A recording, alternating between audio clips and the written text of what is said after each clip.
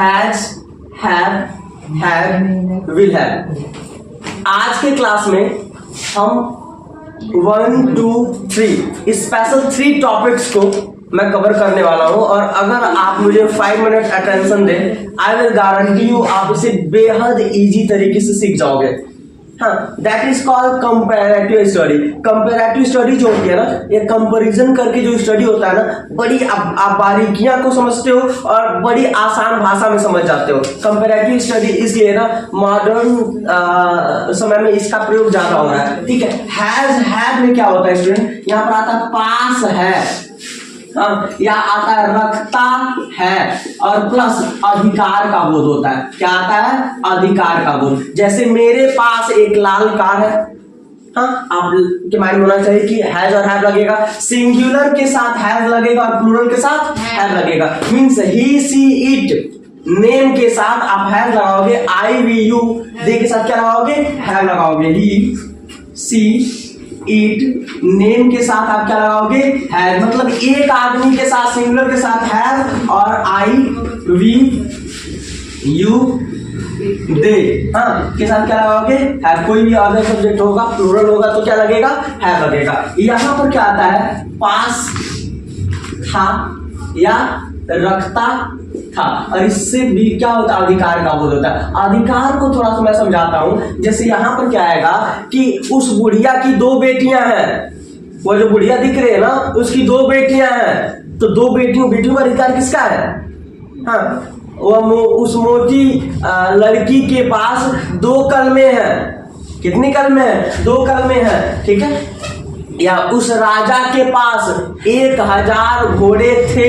पास नहीं आ रहा है, रखता था नहीं आया है, लेकिन यहाँ पर अधिकार, घोड़े थे उसके पास, तो उस पर अधिकार किसका होगा? राजा का होगा। और यहाँ पर होगा पास होगा या रखता होगा। इस तरह का अगर सेंटेंस आएगा, आपके माइंड में एकदम होना चाहिए, फिक्स होना चाहिए कि पास है, रखता है, यानी हैज हैव लगाना है। पास था आएगा, रखता था अधिकार की बात होगा तो हैव लगेगा।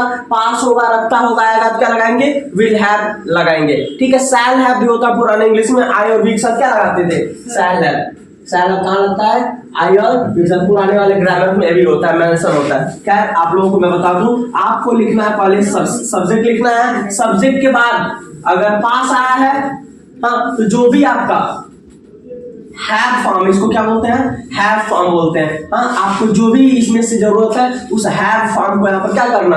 फिल कर देना, प्लस इसके बाद क्या लिखना? आपको कॉम्प्लीमेंट लगाना। इसी रूल्स पे आपका काम बन जाएगा। जैसे मेरे पास एक लाल कार है, तो मैं क्या लिखूंगा? मेरे का आई के साथ अब पास है आया ना, तो हैज और हैव में से कोई एक भर लोगे आप, हैज और हैव में से, तो आई के साथ क्या लगता है? हैव। एक लाल कार है और red car, I have a red car. मेरे पास है क्या है? लाल कार है।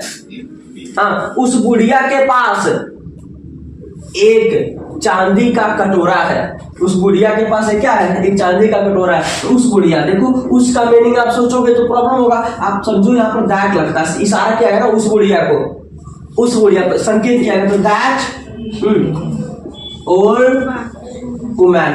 इतनी बार समझ में आई? सब्जेक्ट हो गया उस बुढ़िया, दैट ओल्ड वुमन। अब इसके बाद हैज है, बुढ़िया एक है तो क्या लगेगा? हैज। हाँ, एक लाल एक क्या है? चांदी का कटोरा है, अ सिल्वर बॉल। बॉल इसका होता है कटोरा। That old woman has a silver ball. Oh my God, आपको पता है बुढ़िया जो है ना, लगती गरीब है, बहुत धनी है, उसके पास चांदी का कटोरा है। That old woman has a silver ball. Clear? इस तरह का सेंटेंस। ठीक है, उस आदमी के पास 10 भैंसे हैं। हाँ, तो क्या होगा? या इस आदमी अगर हो तो क्या होगा? This man. और उस आदमी होता है तो क्या होता है? That man. This man has 10 buffalo. BUFFALO।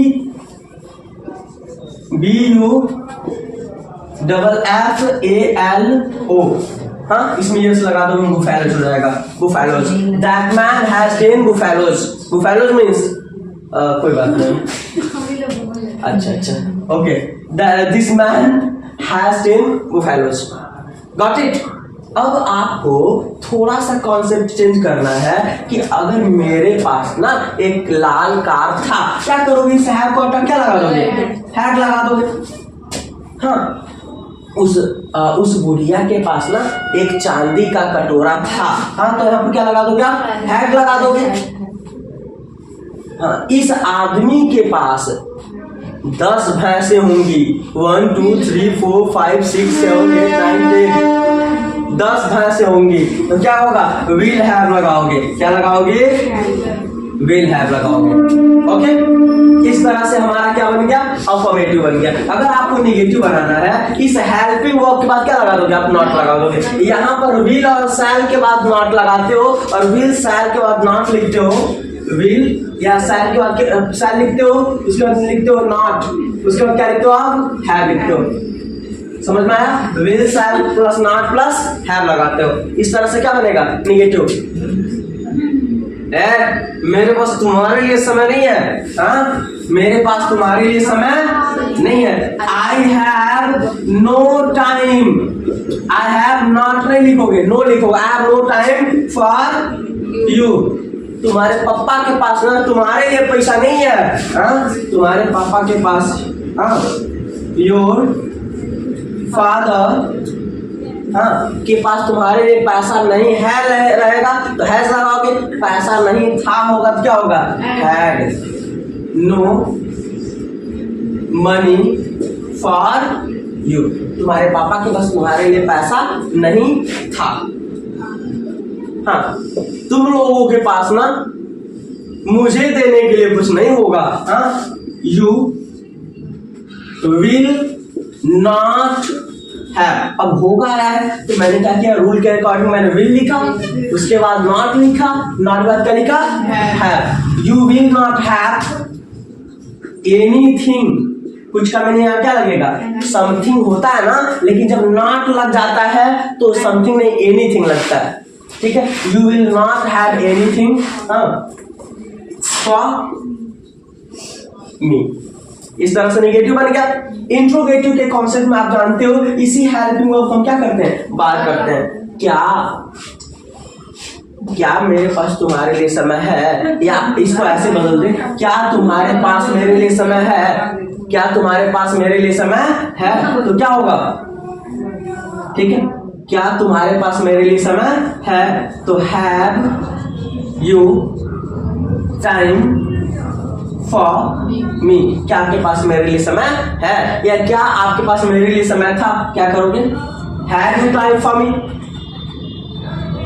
ठीक है, क्या आपके पास मेरे लिए समय होगा? Will you have time for me.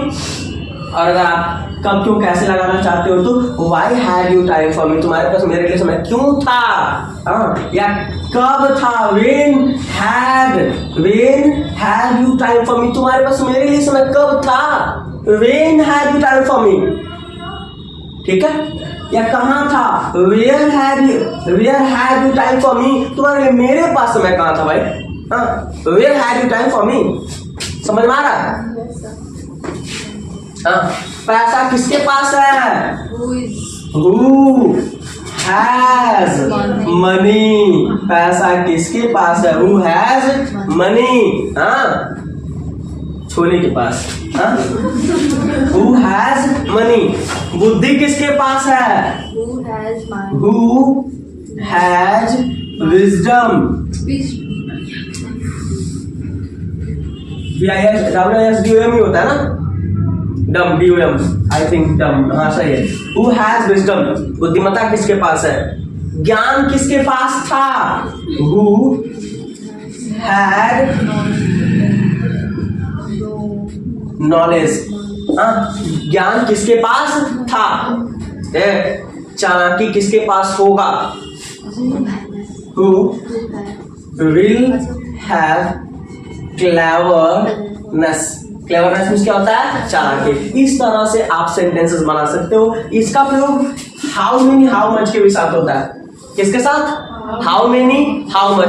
How many, many जिसको हम काउंट कर सकते हैं, क्या कर सकते हैं? काउंट कर सकते हैं। और एक होता है हाउ मच, हाउ मच जिसे हम क्या करते हैं? अनकाउंट होता है, अनकाउंट, जिसे हम काउंट नहीं कर सकते हैं। इसका एक स्पेशल रूल होगा, हाउ, हाँ, प्लस या तो मेनी लगाना होता है या तो मच, हाँ, प्लस नाउन।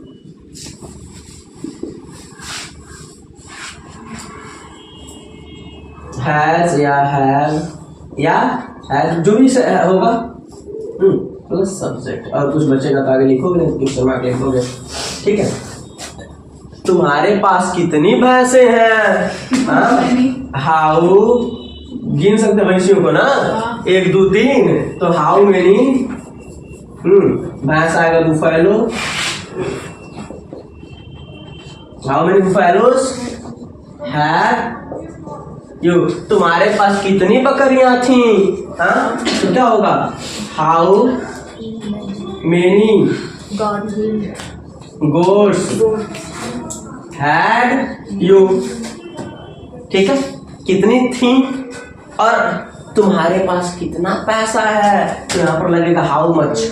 आप सोच रहे हो गरीब सर पैसा तो गिन लेते हैं, लेकिन पैसा, धन, प्रॉपर्टी, हाँ, यह अनकाउंटेबल के अंतर्गत होता है। तो हाउ मच मनी, हाँ, हैव यू, तुम्हारे पास कितना पैसा है। तुम्हारे पास कितना पानी है, तो how much water have you, कितना पानी था, हैड यू, कितना पानी होगा, तो will have you. Okay student, एक और होता है इसमें, एक होता है विच। क्या होता है? विच।